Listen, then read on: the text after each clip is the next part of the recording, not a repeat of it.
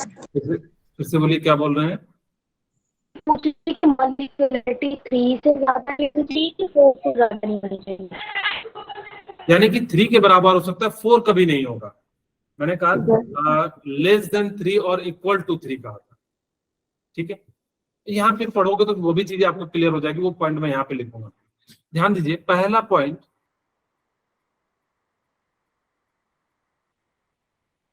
It is calculated by experimentally.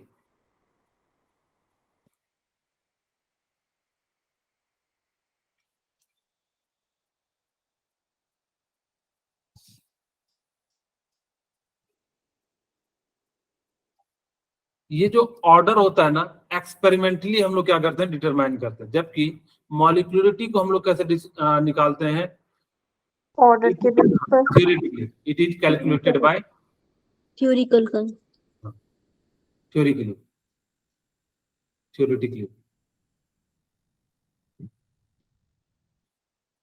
ठीक है, हम इसको कभी भी ऐसा नहीं कि हम मॉलिक्यूल्स को देख के हम बता रहे थे कि ना कि उसके अंदर क्या हो रहा है, जबकि ये जो है एक्सपेरिमेंटली निकालते हैं, ये हमारे हाथ में नहीं है। अब एक बच्चा मेरे से पूछा कि सर एलिमेंट्री का तो आप देख के बता रहे थे, हमने नहीं बताया, ये पहले से उसने प्रूव करके रखा था कि ये एलिमेंट्री रिएक्शन है। लैब में गया, वहां उन्होंने कहा कि एलिमेंट्री इसका मतलब है जो स्टिचियोमेट्री होगा वही पावर होगा। पहले वहां लैब में गया, उसने कहा, तब हमने इसको कहा एलिमेंट्री, तब हम इसको कहते हैं यानी कि जो पावर है उसका यूज कर सकते हैं। ठीक है, ओके। जो ऑर्डर होता है वो क्या क्या हो सकता है बताइए? It is applicable for, it is applicable for complex and elementary reaction. ये जो है क्या होगा, कॉम्प्लेक्स रिएक्शन में भी होता है एंड एलिमेंट्री रिएक्शन में भी होता है।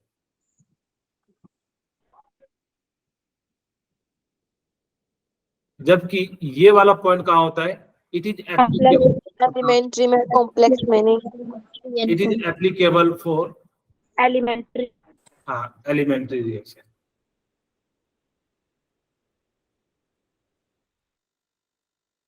ओके, यहाँ पे जो है हम जो निकालते हैं वो किसके लिए निकालते हैं, एलिमेंट्री रिएक्शन के लिए निकालते हैं। Third one, value of orders are negative, positive, zero and integer fraction, sorry, ये कुछ भी हो सकते हैं। जबकि यहाँ पे क्या होते हैं, इट्स वैल्यू पॉजिटिव, हाँ, इट्स वैल्यू इज पॉजिटिव।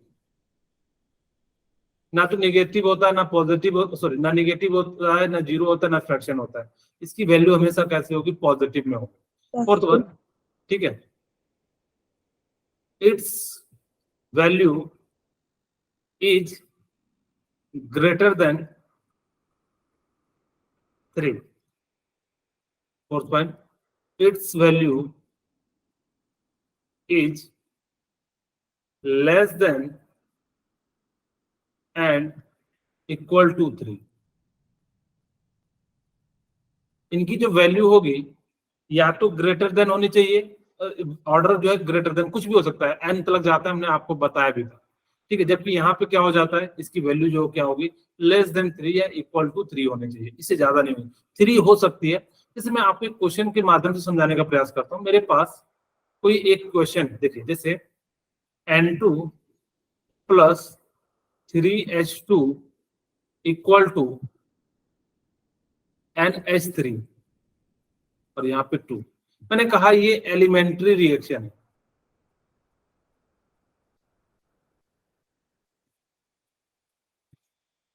तो मुझे बताइए, इसका मैंने रेट भी लिख दिया, R इक्वल टू के N2 की पावर 1 और H2 पे पावर 3। ठीक है, इसका ऑर्डर कितना हो जाएगा, 4। इसकी मॉलिक्यूलरिटी कितनी हो जाएगी, 3 हो जाएगी। क्योंकि 4 से 3 से ज्यादा नहीं ले सकते हैं, तो इसका मतलब है कि इसके एक मॉलिक्यूल से 2 मॉलिक्यूल्स मिलकर जो है बना रहे होंगे, इसीलिए जो है ये फॉर्मूला जो है बन रहा है। ठीक है, ओके। यानी कि इस प्रकार से हम लोग कहेंगे मॉलिक्युलरिटी। ये ध्यान रखिएगा कि कभी भी 4 से ज्यादा नहीं होता है और कॉम्प्लेक्स में मॉलिक्युलरिटी को हम लोग नहीं बता पाते हैं। ओके, अब यहाँ पे ध्यान से सुनिए, अब अर्हेनियस इक्वेशन की हम बात करते हैं। तो वो समस्या क्या हुई, मैं सबसे पहले इस फॉर्मूले को लिख के आपको समझाने का प्रयास करता हूं। K equal to A E by R T, ठीक है। उन्होंने कहा कि देखो, अगर हमने क्या करा, R इक्वल टू के ए टू दी पावर एक्स लिखा, मैंने माना कि कोई ए से जो है प्रोडक्ट बन रहा है, या मैं इसको थोड़ा सा अच्छे से पहले लिख देता हूं। यहां से ए से प्रोडक्ट का फॉर्मेशन हो रहा है, ठीक है। ए से क्या हो रहा है, प्रोडक्ट का फॉर्मेशन हो रहा है। हमने कहा कि कंसंट्रेशन को कांस्टेंट रख लो। कांस्टेंट यानी कि आप चाहे हिमाचल में रिएक्शन कराओ, चाहे आप जो है राजस्थान में कराओ। हमने क्या करा कि उनका जो है कांस्टेंट रख दिया कंसंट्रेशन। यहाँ पे 0.1 ले रहे हैं तो वहां पे भी 0.1। तो देखा गया कि रेट कांस्टेंट जो है ना, आपको कई बार मैंने कहा कि टेम्परेचर पे डिपेंड करता है। यानी कि रेट कांस्टेंट जो किस पे डिपेंड करता है, टेम्परेचर पे डिपेंड करता है। के की वैल्यू बढ़ेगी तो टेम्परेचर भी बढ़ेगा, या टेम्परेचर की वैल्यू बढ़ेगी तो रेट कांस्टेंट भी बढ़ेगा। बट यहां ध्यान से देखिए, K equal to A e to the power E A by R T, ये इनवर्सली प्रोपोर्शनल हो गया। वैसे देखो के इक्वल टू क्या हो गया, इनवर्सली प्रोपोर्शनल हो गया ई ए बाय आर टी। अगर यहाँ के बढ़ाएंगे तो टेम्परेचर यहाँ क्या हो रहा है, घट रहा है।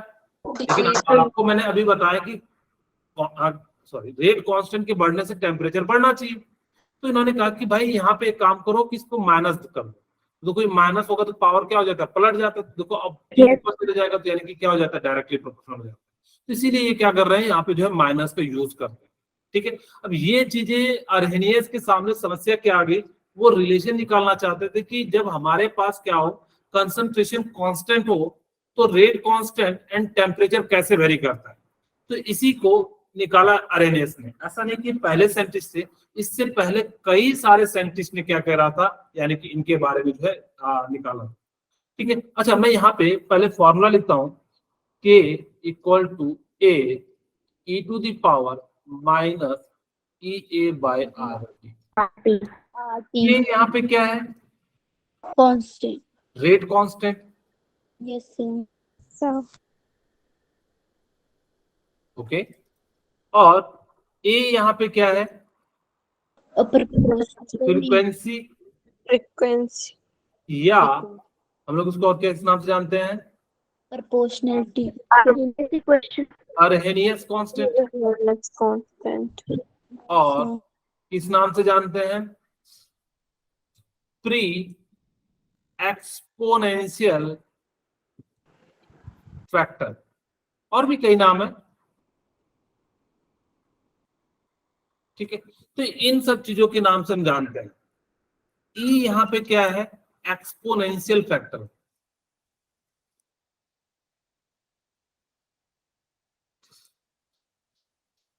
और आर यहाँ पे क्या है, आइडियल गैस कांस्टेंट, ये यूनिवर्सल गैस कांस्टेंट भी कह सकते हो,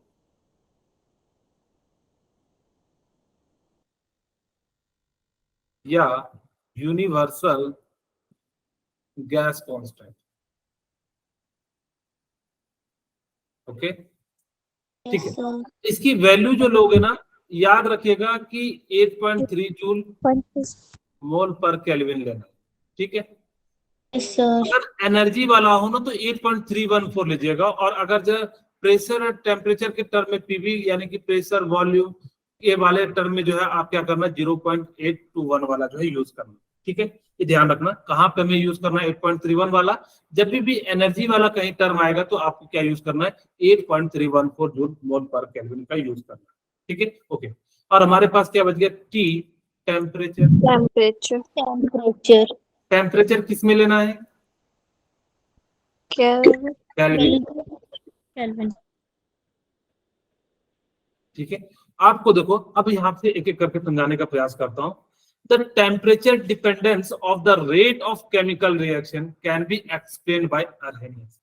तो वो कह रहा है कि टेम्परेचर जो है कैसे डिपेंड है, इस चीज को किसने किया, अर्हेनियस ने बताया और उन्होंने इक्वेशन निकाला, इसीलिए उस इक्वेशन का नाम क्या पड़ गया, अर्हेनियस इक्वेशन।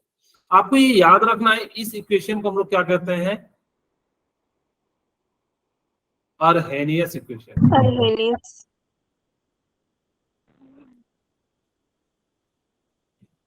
ओके, ठीक है, इसी को हम क्या कहते हैं, अर्हेनियस इक्वेशन के नाम से जानते हैं। अब देखो, वेयर ए इज अर्हेनियस फैक्टर या फ्रीक्वेंसी फैक्टर या प्री एक्सपोनेंशियल फैक्टर। आर क्या है, गैस कांस्टेंट या यूनिवर्सल का गैस कांस्टेंट या फिर आइडियल गैस कांस्टेंट कहते हैं। ई क्या है, activation energy measured in joule per mole. आपसे पूछा जा सकता है कि इसकी जो यूनिट क्या है एक्टिवेशन एनर्जी की, तो आप बता दीजिएगा जूल पर मोल जो है इसकी एनर्जी होती है। ये वाला टर्म ध्यान से समझ लीजिएगा। The factor e to the power minus EA by RT corresponding to the fraction of molecules that have kinetic energy greater than E। इसका मतलब समझिएगा, कह रहा है कि e to the power minus EA by RT जितने molecules होंगे उनकी एनर्जी ग्रेटर देन E होगी। जैसे मान लो कि इसकी वैल्यू 0.2 आई, फ्रैक्शन में, क्योंकि जब पावर है तो यानी कि फ्रैक्शन में। अगर जब आपको यहाँ पे दिया रहेगा 1000 से मल्टीप्लाई कर देते कि यानी कि 200 मॉलिक्यूल्स की एनर्जी क्या हो जाएगी, वो किससे ज्यादा होगी, यानी कि उसकी काइनेटिक एनर्जी से ज्यादा होगी। इसलिए ऐसे समझो कि simply e to the power minus EA by RT जितना मॉलिक्यूल्स निकलता है उसकी एनर्जी काइनेटिक एनर्जी से ज्यादा होगी। अब आपके मन में आएगा सर काइनेटिक एनर्जी क्या होती है, तो काइनेटिक एनर्जी होती है जो पार्टिकल्स के मूवमेंट में होती है।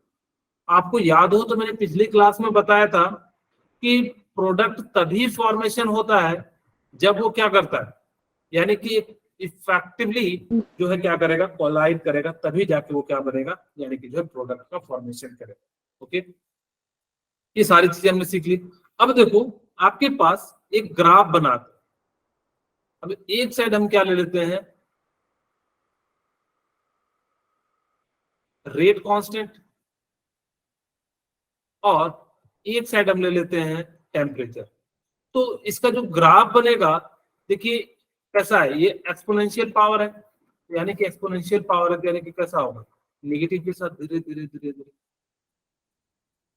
ओके, यानी कि कुछ इस प्रकार से क्या हो जाएगा, इसका जो है ग्राफ बन जाएगा।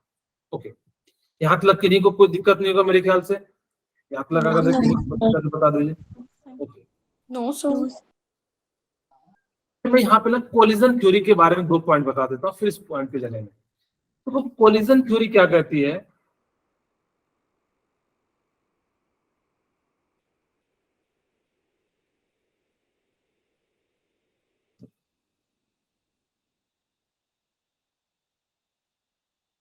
कि अगर इफेक्टिवली कोलाइड करते हैं तो प्रोडक्ट का फॉर्मेशन करता है। अगर इफेक्टिवली का मतलब है, जैसे समझाने के लिए मैं 2 एग्जांपल लेता हूं, ए और ए, अगर ये हेड ऑन टकरा रहे हैं तो ये मॉलिक्यूल्स ए बी बन रहे हैं। दूसरा भी मॉलिक्यूल्स ले लेता हूं, ए और यहाँ पे बी, तो ये ए और ये बी, ये चश्मा नहीं है, ठीक है, कई बच्चे सोच रहे होंगे सर चश्मा बना रहे हैं, ये चश्मा नहीं, इसका मतलब ये परफेक्ट ओरिएंटेशन पे क्या कर रहे हैं, जो है कॉन्साइड कर रहे हैं, यानी कि जो है टकरा रहे हैं, जिस कारण से प्रोडक्ट बन रहा है। इन केस मेरे पास यहाँ पे क्या हो जाए कि मैं ऐसा ले लूं, ए और बी, ये मॉलिक्यूल्स नहीं है, एक ही साथ में ए बी, ठीक है। अब ये इससे टकराएगा और ये इससे टकराएगा तो एक ही मॉलिक्यूल्स तो बनेंगे, दूसरा नहीं बन पाएगा। बी का डायरेक्शन मान लो कि अगर इधर भी होता तो बी से टकराएगा ही नहीं, और अगर टकराएगा नहीं तो यानी कि क्या करेगा, ये जो है प्रोडक्ट का फॉर्मेशन नहीं करेगा। तो इसके लिए ना 2 कंडीशन होती है, ठीक है। एक तो होता है ओरिएंटेशन बैरियर,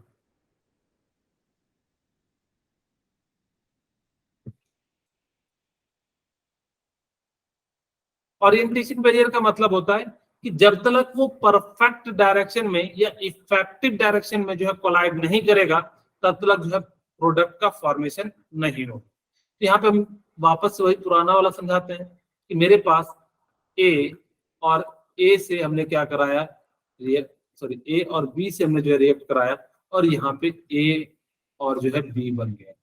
मैं दूसरा एग्जांपल ले लेता हूं कि मेरे पास यहाँ पे सपोज कीजिए कि कुछ इस प्रकार से ए और बी है और इधर ए और ये बी इस प्रकार से, ये दोनों तो क्या हो जाएंगे, परफेक्टली हेड ऑन कोलाइड करेंगे, यहाँ पे क्या बन जाएगा, ए बी का मॉलिक्यूल बन जाएगा। अच्छा, ऐसा नहीं सोचिएगा कि एक बड़ा छोटा मॉलिक्यूल, सारे मॉलिक्यूल सिमिलर टाइप के, यहाँ बनाने में जो चीजें जो है थोड़ी बहुत मिस हो रही है। ओके, इन्हीं को कोई दिक्कत तो नहीं है ना? No sir. अच्छा, ये ओरिएंटेशन बैरियर है, ये तो समझ में आ गया होगा कि सर आप बार बार कह रहे हो कि तभी मॉलिक्यूल्स का फॉर्मेशन होगा जब वो परफेक्टली एक के दूसरे के जो है एकदम बिल्कुल डायरेक्शन में चलेगा। और दूसरी बात होती है एनर्जी बैरियर।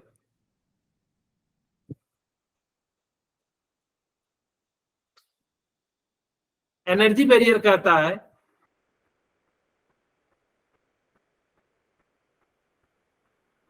यहाँ पे रिएक्टेंट है और यहाँ पे प्रोडक्ट है। ये दो टाइप से हो सकता है, ऐसा भी हो सकता है, मैं नए पेज में बना देता हूँ एनर्जी बैरियर के लिए, मुझे ग्राफ बनाना पड़ेगा इसीलिए। यहाँ पे देखिए मैं दो टाइप का ग्राफ बना रहा हूं।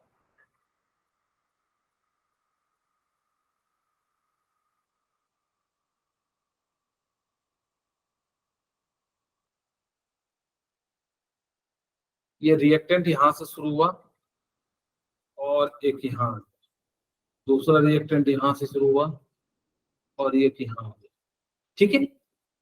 इसको हम रिएक्टेंट कहते हैं, इसको हम लोग क्या कहते हैं, प्रोडक्ट कहते हैं। इसको भी रिएक्टेंट कहते हैं एंड इसको हम लोग क्या कहते हैं, प्रोडक्ट कहते हैं।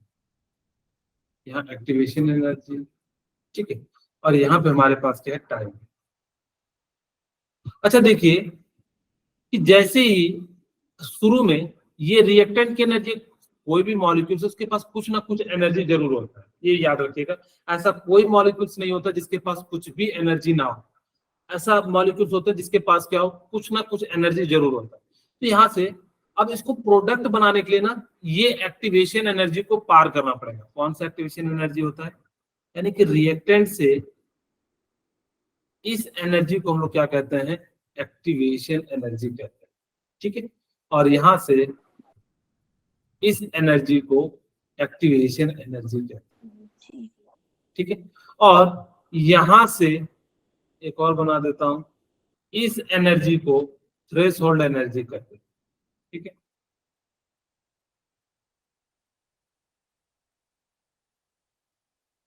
ओके, अच्छा अब ध्यान से सुनिए, यहाँ पे जो रिएक्टेंट की एनर्जी है प्रोडक्ट की, सॉरी एनर्जी में प्रोडक्ट ज्यादा है। बेसिकली एक्टिवेशन एनर्जी है यानी इसका एनर्जी ज्यादा होगा प्रोडक्ट का। तो ये क्या करता है कि यहाँ पे क्या होता है, रिएक्टेंट की एनर्जी ज्यादा है, प्रोडक्ट की एनर्जी कम है। इसका मतलब है रिएक्टेंट ने कुछ एनर्जी एब्जॉर्ब किया होगा। जब रिएक्टेंट कुछ एनर्जी एब्जॉर्ब करता है तो इसको हम लोग क्या कहते हैं, एंडोथर्मिक रिएक्शन, ठीक है। इसको हम लोग क्या कहते हैं, एंडोथर्मिक रिएक्शन। यहाँ पे देखो रिएक्टेंट से कम एनर्जी है प्रोडक्ट की, तो इस टाइप के रिएक्शन को हम लोग क्या कहते हैं, एक्सोथर्मिक रिएक्शन, ठीक है। यानी इसको हम लोग क्या कहते हैं, एक्सोथर्मिक रिएक्शन। आपको याद रखने के लिए मैंने बताया था कि देखो अपने घरों में एग्जॉस्टर लगे होते हैं, एग्जॉस्टर का काम क्या होता है, किचन की गर्म हवा को बाहर फेंकना। यहाँ पे भी क्या करेगा, यानी कि जो है इस प्रकार से ये जो है ये कर देगा। प्रोडक्ट तभी बनेगा जब ये एक्टिवेशन एनर्जी को पार करेगा। होगे सर, सीधे आपके मन में आ रहा होगा सवाल कि सर रिएक्टेंट इतनी एनर्जी, हम इसको थोड़ी सी एनर्जी देते तो प्रोडक्ट में हो जाता, हम इतनी एनर्जी क्यों दे रहे हैं? क्योंकि आपको पता है कि जब तक आप एक्टिवेशन एनर्जी का बैरियर पार नहीं करोगे तब तक जो है प्रोडक्ट का फॉर्मेशन नहीं होगा। इस बात को ध्यान रखना। जैसे आप लोगों से मैं पूछता हूँ, क्या डॉक्टर, सपोज करो कि ऐसा केस होता कि जो जिनको डॉक्टर बनना है वो सीधे आए और प्रैक्टिस करें और जो है दवाई का नाम याद करें और जो है डॉक्टर बन जाए। वो सबसे पहले क्या करता है, नीट का एग्जाम पास करता है। हम डॉक्टर उन्हीं को बनाएंगे जो क्या करेगा, इस बैनर्जी नीट के एग्जाम को पास करेगा, या इस एनर्जी बैरियर को पास करेगा। ठीक है, इसीलिए आपको इन लोगों ने भी देखा होगा कि हम लोग नीट का पेपर कराते हैं ताकि कि हम उनको जो दे सके जिनके पास क्या हो, काफी ज्यादा एनर्जी हो, क्योंकि सारे के सारे मॉलिक्यूल्स कभी भी प्रोडक्ट का फॉर्मेशन नहीं करते हैं। ठीक है, ओके। अच्छा देखो, अब यहाँ पे मैं इसको समझाने से पहले मैं एक चीज समझाता हूँ। मेरे पास देखो क्या फॉर्मूला आया, K equal to A e to the power, sorry छोटी e होगा, e to the power minus E A by R T. दिक्कत क्या हुई कि हम e को जो है ना सॉल्व नहीं कर सकते, काफी ज्यादा जो है परेशानियां हो जाती है। अगर जो e की वैल्यू अगर जो ऐसा रफली आ जाए एकदम बहुत डेसिमल में, तो हमारे लिए क्या हो जाएगा, काफी प्रॉब्लम हो जाएगा। तो कहा गया कि काम कीजिए कि इसको ना सिंपल फॉर्म में लेके आइए। हम इसको सिंपल फॉर्म में लाते हैं, टेकिंग लॉग बोथ साइड। हम क्या कर रहे हैं कि जो है बोथ साइड जो हमने क्या करा, यहाँ पे जो है इसका जो है वो ले लिया लॉग। अच्छा लॉग लिया तो यहाँ पे मैं ऐसा लिख सकता हूँ, log K equal to log A e to the power minus E A by R T. ये ई बेस है। ठीक है, बोलिए यहाँ तक किन्हीं को कोई दिक्कत तो नहीं होगा, हमने लॉग ले लिया। इसको ऐसा मैं लिख सकता हूँ, log e divided by K equal to, आपको पता है अगर ये मल्टीप्लाई में तो ए प्लस बी के फॉर्म में लिख सकते हैं, तो log e A plus log e A to the power minus E A by R T. अगर हमने कहा था बेस सेम हो तो पावर को एकदम बाहर ले आइए, यहां से क्या ले सकते हैं, log e equal to log base e A minus E A by R T. ठीक है, इसको सिंपल सा ऐसा लिख देता हूं, E A by R T. यहां तक किन्हीं को कोई दिक्कत है? ठीक है, ओके ओके, 1 मिनट रुकिएगा।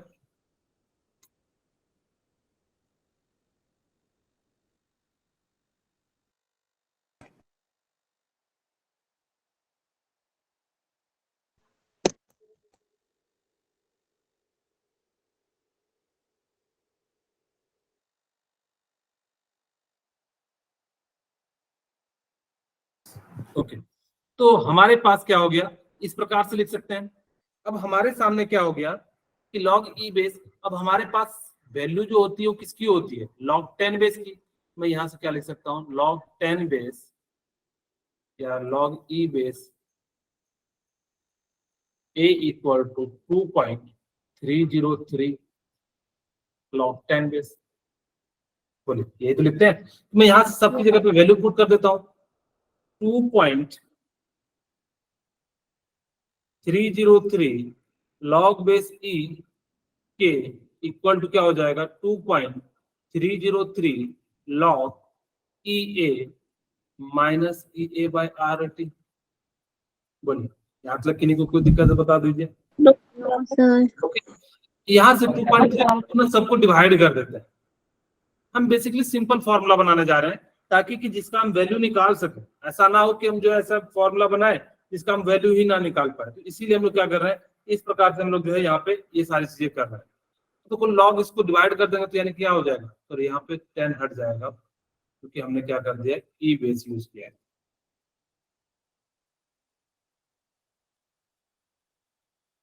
यहाँ पे क्या हो जाएगा, log 10 base K equal to log 10 base A minus E A divided by 2.303 R T. आपको न्यूमेरिकल जब भी आएगा तो इसी फॉर्मूले से सॉल्व कीजिएगा, ये इंपॉर्टेंट फॉर्मूला है VVI। ठीक है, आपको जब भी क्वेश्चन आएगा अर्हेनियस इक्वेशन से तो आपको ये वाला फॉर्मूला क्या करना है, यूज करना है। यही चीज उन्होंने भी लिखा, ln equal to minus E A by R T plus ln। कहता है thus it has been found from Arrhenius sequence that it increases the temperature or decreases the activation energy। जैसे जैसे आप उसका टेम्परेचर इंक्रीज करोगे तो उसकी जो एक्टिवेशन एनर्जी है वो क्या होती चली जाएगी, डिक्रीज हो जाती है। will result in increase the rate of reaction, और जिस कारण से क्या हो जाता है उसका रेट ऑफ रिएक्शन क्या हो जाता है, इंक्रीज हो जाता है। And N exponential increase the rate constant, और जो क्या होगा एक्सपोनेंशियली, यानी कि जो है ग्राफ जो होगा बहुत तेजी से ऊपर की ओर जो है क्या हो जाएगा, इंक्रीज हो जाएगा। तो इसी चीज को हमने क्या करा, the plot of ln k divided by 1/t straight line of slope. अगर जब आप इधर साइड क्या रखो ln k और इधर साइड 1/t, तो ये देखिए y equal to mx plus c है, तो ग्राफ कैसा आएगा, विथ निगेटिव स्लोप। ठीक है, यानी कि स्लोप कैसा होना चाहिए, निगेटिव होना चाहिए। तो ये कुछ इस प्रकार से जो है आपका ग्राफ आ जाएगा। बोलिए यहाँ तक किन्हीं को कोई दिक्कत है तो बता दीजिए। No, sir. समझ में आ रहा है ना? बोलिए समझ में आ रहा है कि नहीं? Yes, sir. Yes. ओके, ठीक है। इस प्रकार से आपको ये फॉर्मूला याद रखना है। आपको ये जैसे ही फॉर्मूला याद रहेगा तो आपको, हाँ बोलिए, कुछ पूछना चाह रहे हैं कोई? No, ठीक है, यानी कि इस प्रकार से हम लोग क्या करेंगे, ये फॉर्मूला आपको जो है काफी ज्यादा इंपॉर्टेंट है और इस फॉर्मूले का हम लोग क्या करेंगे, यूज भी करेंगे। ठीक है, अच्छा अब मैं आपको यहाँ पे क्या करता हूँ, एट टेम्परेचर T1 इक्वेशन जो है हम लोग क्या करते हैं कि अलग अलग टेम्परेचर पे निकालते हैं। व्हेन टू टेम्परेचर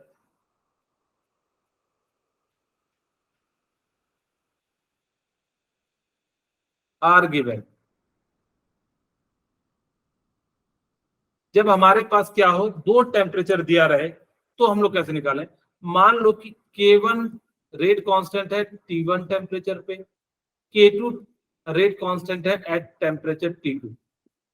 ओके, अब हमारे पास क्या है, इक्वेशन लिखना है। आपको मैंने इक्वेशन बताया था, जो है लॉग बेस ई के फॉर्म में लिखते हैं, K equal to log base e A minus क्या हो जाएगा, E A by R T. बोलिए। Yes. अच्छा यहाँ पे हमने K1 लिया है तो K1 लिखेंगे, टेम्परेचर T1 लिया है तो T2 लिखेंगे। इसको इक्वेशन हमने क्या मान लिया, 1 मान लिया। सिमिलरली दूसरा इक्वेशन ले लेंगे, log E divided by K2 equal to log E A minus E A by R T. Okay, इसको इक्वेशन क्या मान लिया, 2 मान लिया। अब जैसे ही 2 मान लिया तो हम इक्वेशन 2 में से 1 को सब्ट्रैक्ट कर देते हैं। When we subtracting equation 2 from the 1, तो हम लोग जो इसको सब्ट्रैक्ट करेंगे तो वैल्यू क्या आ जाएगी। देखिए यहां से मैं ऐसा लिख सकता हूं, log E K1 minus, sorry हम K2 से सेकंड से माइनस कर रहे हैं, तो log E K1 equal to log E A minus log E A, और फिर यहाँ पे क्या हो जाएगा, minus E A plus R T two minus E A, और माइनस माइनस क्या हो जाएगा, प्लस आर टी टू। बोलिए यहाँ तक किसी को कोई दिक्कत तो नहीं होगा? No, sir. हाँ बोलिए रिया। सर गलती से हो गया। Okay no sir. ओके, यहाँ से देखो आपको मैंने बताया था log a माइनस बी है तो क्या लिख सकते हो, log e to the power K2 by K1। बोलिए ऐसा लिख सकते हैं। तो देखो ये माइनस, दोनों एक माइनस एक प्लस, इसको हटा देंगे। इसी चीज को देखो यहाँ से मैं ऐसा लिख सकता हूँ, E A divided by R T two minus E A, sorry यहाँ पे 1 होगा,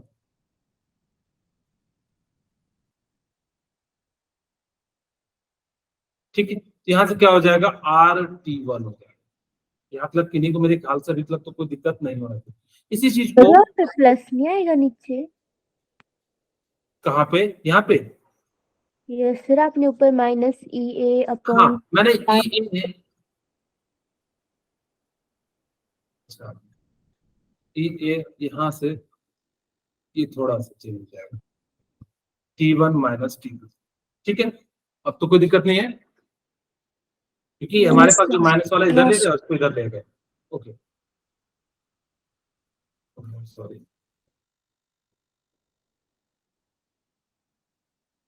अब हमारे पास इक्वेशन जो है, मैं यहीं पे लिख दूं या नेक्स्ट पेज में लिख देता हूं, log K2, सारे ई बेस पे बात कर रहे हैं, log K2 divided by K1 equal to क्या हो जाएगा, आपने निकाला E A divided by RT1 minus EA divided by RT। यहाँ से देखो EA बाय R कॉमन ले लेते हैं, ठीक है, क्या हो जाएगा 1/T1 minus 1/T2। 1/2। Very good. Okay, यहाँ से अब दिक्कत क्या होने लगी हमें कि ये भूल ना जाए कि कैसे यहाँ पे हो जाए। मैं इसको एक और स्टेप लिख देता हूँ ताकि कि आपको याद रहे K2 divided by K1 equal to, कई बच्चे T2 माइनस T1 कर देते हैं, तो इस चीज को मैं सॉल्व करने के लिए R इक्वल टू क्या हो जाएगा T1 इंटू T2, ऊपर में क्या हो जाएगा T2 minus T1।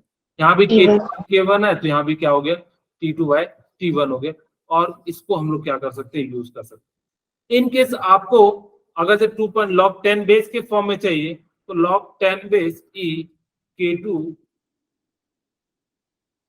K2 divided by K1 equal to EA divided by 2.303 R, और यहां से क्या हो जाएगा T2 माइनस T1, और ये फॉर्मूला आपको याद रखना, ठीक है।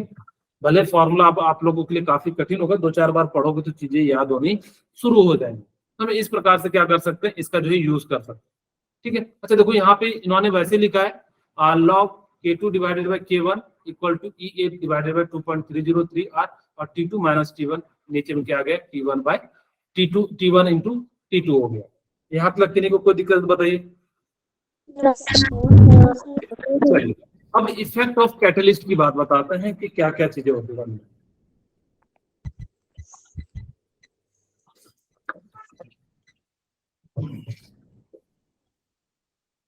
ओके, तो यहाँ पे हमारे पास क्या है कि कैटलिस्ट का काम क्या होता है। तो कैटलिस्ट बेसिकली करता क्या है, ओके वेरी गुड। अब आपके मन में आएगा कि सर हम तो बायोलॉजी के स्टूडेंट है सर, मुझे बायोलॉजी के टर्म में बताओ कहाँ कैटलिस्ट स्पीड करता है, कहाँ रिएक्शन को जो है डिक्रीज करता है। मैं आपको समझाने के लिए बताता हूँ। ये सभी को पता है कि जो कैटलिस्ट होता है वो रिएक्शन में पार्टिसिपेट नहीं करता है, प्रोडक्ट के साथ नहीं आता, लेकिन वो रिएक्शन को होने में मदद करता है, या तो उस रिएक्शन को फास्ट कर देता है या स्लो कर। आपको मैं समझाने का प्रयास करता हूँ, सुनिएगा ध्यान से, बायोलॉजिकल टर्म में आपको समझाता हूँ। मान लो कि सपोज करो कि मैं कल बीमार था, ठीक है, मेरे को बुखार आया, मैं डॉक्टर के पास गया तो उसने मेरे को पैरासीटामोल दिया। पैरासीटामोल का वेट कितना होगा, ज्यादा से ज्यादा मुझे लगा 3 ग्राम होगा, एक अगर जो मेडिसिन की बात करें, लेकिन पूरे बॉडी को उसने ठीक कर दिया। अगर ये 3 ग्राम अगर जो जगह जगह जाके लड़ता तो ये क्या ठीक कर पाता, क्या नहीं। ये क्या होता है कि हमारी WBC को, या जिससे जो हमारे एंटीबैक्टीरियल वाले चीजें हैं उनको डेवलप करता है। जैसे कि आप लोगों ने देखा होगा कई सारे लोग जो मोटिवेट करते हैं, देखना मोटिवेट करने के बाद जो है कैसा खून खोलने लगता है। जैसे इंडियन आर्मी को जो है हमारे जो कर्नल जब बोलते हैं तो कैसे देखना ऐसा लगता है कि वो एक मुक्के में जो है दीवार तोड़ देगा। किन्हीं ने शायद ऐसा नहीं सुना होगा, तो आप लोगों ने एक बाहुबली का जो है सीन देखा होगा, क्या है मृत्यु, क्या है देव सेना मृत्यु, ऐसा कुछ कह के जो है वो बोलता है कि नहीं बोलता है। तो वहां पे देखना उसके बाद जो सारे दुश्मनों को क्या करता है, मारता है। एक बाहुबली ने क्या किया, कैटलिस्ट के रूप में वर्क किया। वो जाके हर एक सैनिक को नहीं मार रहा था, उसने अपने सैनिक को क्या करा, यानी कि मोटिवेट किया। उसी तरीके से यहाँ भी पैरासीटामोल जो होता है वो क्या करता है कि आपकी WBC को मजबूत करता है। और भी बहुत सारे चीज होंगे, शायद आप लोग बायोलॉजी में ज्यादा पढ़ते होंगे कि कौन कौन से जो है बैक्टीरिया मारने के लिए मदद करता है, और कौन कौन होता है। चलिए शायद अभी नहीं पढ़ेंगे, आगे पढ़ेंगे, कोई बात, ठीक है। मैं तो बायोलॉजी के स्टूडेंट हूँ, ऊपर ऊपर में बता। अब कहोगे सर ये तो ठीक है, मैं समझ गया कि यहाँ पे जो है आपने कहा कि पैरासीटामोल ने जो है रिएक्शन को इंक्रीज कर दिया, जिससे जल्दी जल्दी बैक्टीरिया मर गया। मुझे बताओ सर कहाँ पे स्लो होता है। जैसे आप लोगों ने देखा होगा कि किसी को कैंसर हो जाता है, आप सभी ने देखा होगा मुकेश को, कहाँ आता है मुकेश का नाम सबने सुना होगा, लेकिन कभी सुने हो कि कहाँ पे आता है। मेरा नाम मुकेश है, मैं 18 साल की उम्र में मृत्यु हो गया, मैं जो है तंबाकू और सिगरेट का सेवन करता था। पिक्चर के जो है जस्ट शुरू में आता है, ठीक है। तो वो तो क्या होता है कि वहां पे सेल ज्यादा डेवलप्ड होने लगता है। कैंसर क्या है कि पर्टिकुलर प्लेस पे क्या करेगा, वहां पे नंबर ऑफ सेल्स जो है वो इंक्रीज होने लगते हैं। तो हम लोग वहां पे क्या करते हैं, ऐसी मेडिसिन का यूज करते हैं जो क्या करे, रेट ऑफ रिएक्शन को क्या करते हैं, डिक्रीज करते हैं। तो यहाँ पे ऐसा होता है। चलिए हम आपको एक रियल एग्जांपल केमिस्ट्री के माध्यम से समझाने का प्रयास करते हैं।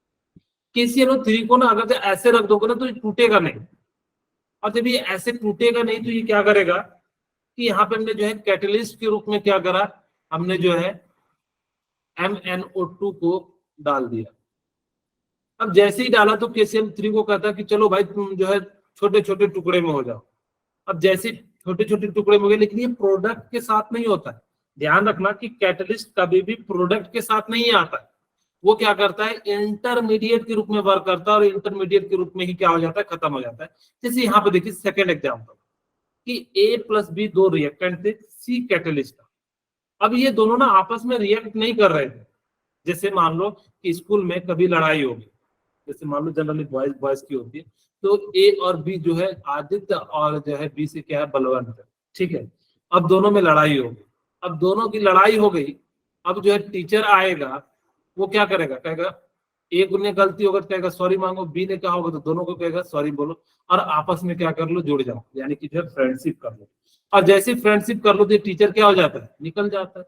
सेम केस कैटलिस्ट में भी ऐसे ही होता है कि ये दोनों जैसे ही जो दोस्ती होता है तो इसको हम लोग क्या करते हैं, इंटरमीडिएट को क्या कर देता है, निकाल देता है। वही कहता है अब catalyst is a substance which alter the rate of reaction without itself undergoing any permanent chemical change.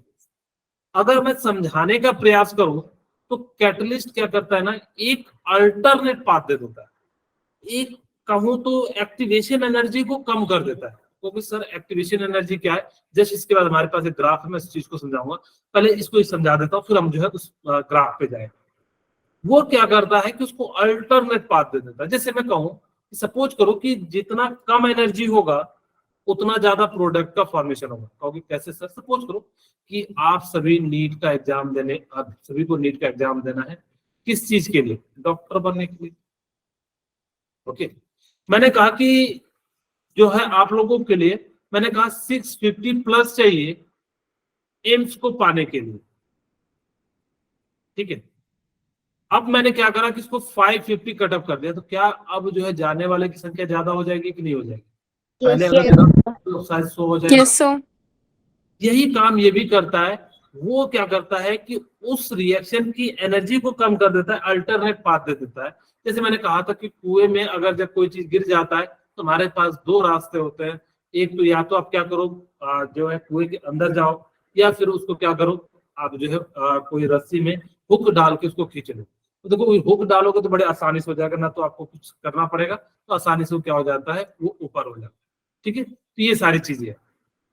Okay, तो यहाँ पे भी क्या होता है, according to the intermediate complex theory, आप लोगों को मैंने बताया था complex theory, reactant first combine with catalyst. ये जो रिएक्टेंट है ना, सबसे पहले किसके साथ कंबाइन करेगा, कैटलिस्ट के। जैसे मैंने कहा जब टीचर होगा तो यानी कि सबसे पहले ए और बी को दोनों को बुलाएगा, टीचर ए को भी बुलाएगा और बी को बुलाएगा, तब इन दोनों से दोस्ती कराएगा और तब जाके प्रोडक्ट बनेंगे। और जैसे ये दोनों प्रोडक्ट बनेंगे इस टीचर का कोई लेना देना नहीं रहेगा, टीचर जो है बाहर हो जाएगा। अब कभी ऐसा नहीं होता कि जो है अगर जब कैटलिस्ट यानी कि टीचर जो है रिएक्टेंट में प्रोडक्ट में आ जाए, फिर तब तो कहेंगे अरे ओ दोस्त कैसे हो, क्लास में आज मत पढ़ाओ, ऐसे करके बेइज्जती करने लगेंगे, ठीक है। तो इसीलिए वो क्या करता है, टीचर जो है निकल जाता है, ठीक है। तो इस प्रकार से क्या हो जाता है कि ये जो है प्रोडक्ट में जो है क्या करेगा, यानी कि जो है पार्टिसिपेट नहीं करता है, कैटलिस्ट फिर से वापस जो है क्या हो जाता है, निकल जाता है। ओके, यहाँ तक मेरे ख्याल से किसी को कोई प्रॉब्लम नहीं होगा। अब हम बात करते हैं कैटलिस्ट क्या करता है।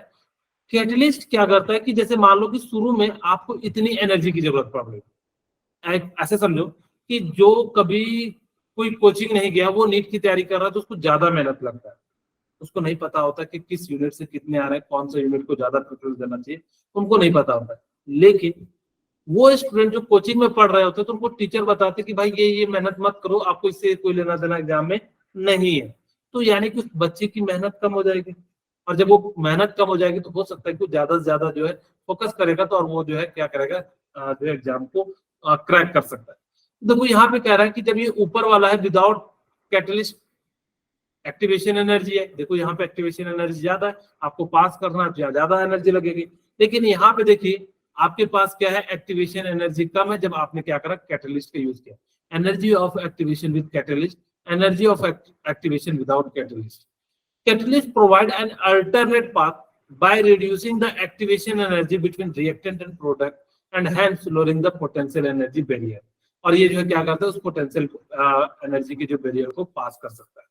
ठीक है, a small amount of catalyst can catalyze large amount of reactant।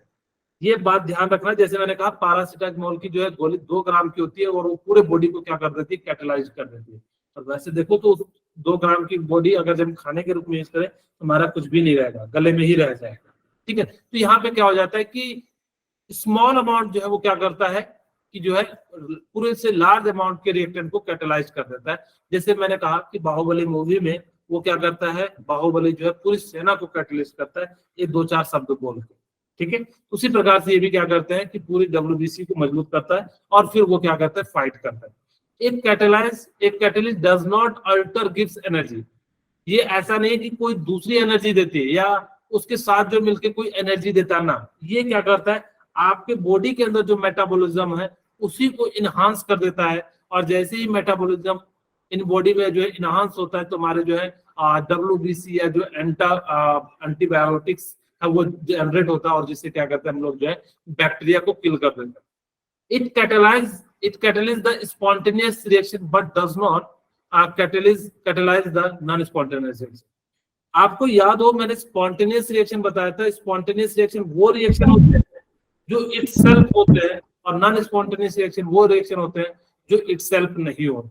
ठीक है, इस टाइप के रिएक्शन को हम लोग क्या कहते हैं, spontaneous and non spontaneous. Spontaneous reaction जो होते हैं वहां पे कैटलाइज का काम करता है और जो रिएक्शन ही नहीं करना चाहेगा उसको हम कैसे कराएंगे, चाहे कितना दे दो।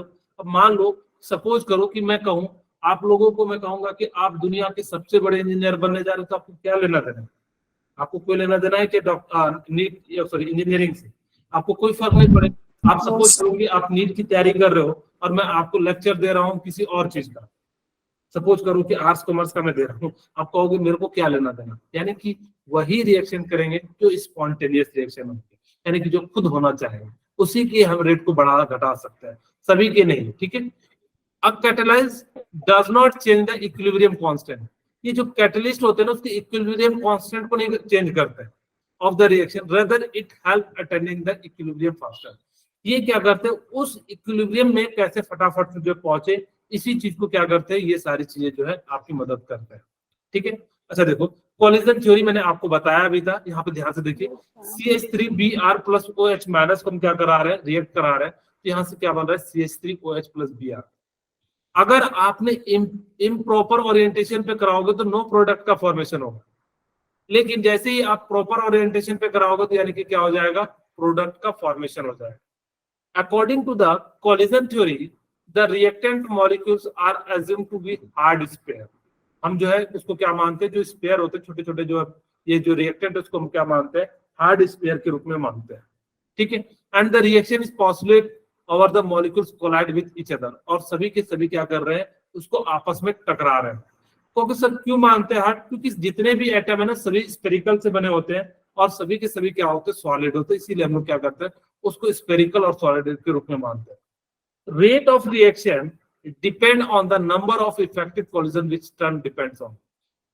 ऐसा नहीं है कि उसके अंदर 100 मॉलिक्यूल्स है तो 100 के मॉलिक्यूल जो है बना रहे होंगे। जब तक वो इफेक्टिवली कोलिजन नहीं करेगा तब तक जो है वो क्या हो जाएगा, वो जो है प्रोडक्ट का फॉर्मेशन नहीं करेगा। Energy factor, colliding molecules must have energy more than threshold energy. अब थ्रेशोल्ड एनर्जी क्या होता है, जैसे मान लो कि ये प्रोडक्ट है और यहाँ से जो हमने बनाया, इस एनर्जी को हम लोग क्या कहते हैं, एक्टिवेशन एनर्जी से ग्राउंड एनर्जी को हम लोग क्या कहते हैं, थ्रेशोल्ड एनर्जी कहते हैं। ठीक है, इसको हम लोग क्या कहते हैं, थ्रेशोल्ड एनर्जी कहते हैं। अब यहाँ पे स्टेरिक और probability factor, colliding molecules must have proper orientation at the time of collision. अब यानी कि जब वो कोलाइड कर रहे होंगे तब उसके पास क्या हो जाएगा कि जो है वो परफेक्ट कोलिजन होना चाहिए, और इस प्रकार से जो है रेट कांस्टेंट क्या हो जाएगा, पी क्या है, कि कितना प्रोबेबिलिटी है कि उसका जो है वो डिपेंड करेगा। और जेड यहाँ पे क्या है, एक्टिवेशन एनर्जी, थ्रेशोल्ड एनर्जी है, और e to the power minus E A by R T. Actually basically इसी चीज को ना हम ए के फॉर्म में लिखते हैं, पी जेड ए बी को हम लोग क्या लिख देते हैं, ए लिख देते हैं, जिसको आर्हेनियस कांस्टेंट करते हैं, जो कि आपको वैल्यू दिया रहेगा। ओके, ठीक है। यहाँ पे आप लोगों के सामने जो है ये सारी वैल्यू है, मैंने आप लोगों को बताया। इस टेबल को आप लोग अपनी कॉपी पे और जो है फ्रंट पेज पे जहां पढ़ते हो दीवार पे चिपका देना, आपको सारे फॉर्मूले जो है समझ में आ गए। तो मैंने आप लोगों को सारे बता दिए। nth ऑर्डर होएगा तो यानी कि हम कैसे निकालेंगे, यहाँ से देखिए, minus D A by K to the power N, यानी कि जो रेट कांस्टेंट है इसका A equal to A not minus K T, A equal to यहाँ पे क्या हो जाएगा, यहाँ पे लॉग हटा के इन्होंने क्या कर दिया, ई to the power minus K T के फॉर्म में ले दिया। ठीक है, तो यहाँ पे इस प्रकार से सेकंड ऑर्डर के लिए जो हम इस प्रकार से लिखेंगे। nth ऑर्डर के लिए हमने कहा था, यहाँ पे हम लोग क्या लिखेंगे, 1 by A to the power minus N one, और इक्वल टू क्या हो जाएगा, A to the power N minus one plus N minus one into K T. आपको मैंने सिंपल फॉर्म में लिखा हुआ है, तो वहां से आप सारी चीजें देख सकते हैं। अब हम एक क्वेश्चन करते हैं ताकि कि आपको जो है ज्यादा समझ में आए। ये टेबल को जरूर अपने कॉपी में बनाना, लेकिन जैसे मैंने बनाया उसी तरह पे लिखना, ताकि कि आपको याद हो जाए। देखो टी हाफ टू सेम है, Yes, sir. हाँ, ताकि कि आपको याद होने में जो फटाफट से हो जाए। अच्छा देखो, आपके पास फॉर्मूला क्या है for nth order reaction, frequency factor is 100। आपके पास फॉर्मूला क्या बताइए, रेट कांस्टेंट लॉग के 10 बेस के इक्वल टू क्या हो जाएगा, बोलिए, log log 10 a 10 base A minus by R T. Okay, यही था। तो देखो कहता है कि आपके पास फ्रीक्वेंसी फैक्टर, यानी कि ए को हमने फ्रीक्वेंसी फैक्टर माना था, तो log 10 बेस 100 हो जाएगा, माइनस एक्टिवेशन एनर्जी कितनी है, 19317, आर की वैल्यू एनर्जी के टर्म में लेना है 8.314, टेम्परेचर कितना हो जाएगा, केल्विन में कन्वर्ट करेंगे तो 1000 हो जाएगा, और यहाँ सारे को कैलकुलेट करोगे तो कितना आ जाता है, 1 आ जाता है। ठीक है, अब जैसे यहाँ पे 1 है, 2.303 भी होगा। ओके, यहाँ पे 2.303 आर टी। ठीक है, यहाँ से इसको सॉल्व करेंगे तो यानी कि 1 आ जाएगा, और 100 को सॉल्व करेंगे तो कितना आ जाएगा, 2 आ जाएगा, 10 टू द पावर 2, और यहाँ से माइनस 1 हो जाएगा। ठीक है, और जैसे माइनस 1 हो गया, यहाँ से हमने क्या कर दिया, इस प्रकार से इसकी वैल्यू क्या आ गई, यहाँ पे लिख देता हूँ, log 10 base K equal to 1, और के इक्वल टू क्या होता है, जो बेस होता है वहां पे चले जाता है 10 टू द पावर 1, और के की वैल्यू कितनी आ गई, 10। इसका राइट आंसर क्या हो जाएगा, B. बी होगा। Okay, yes sir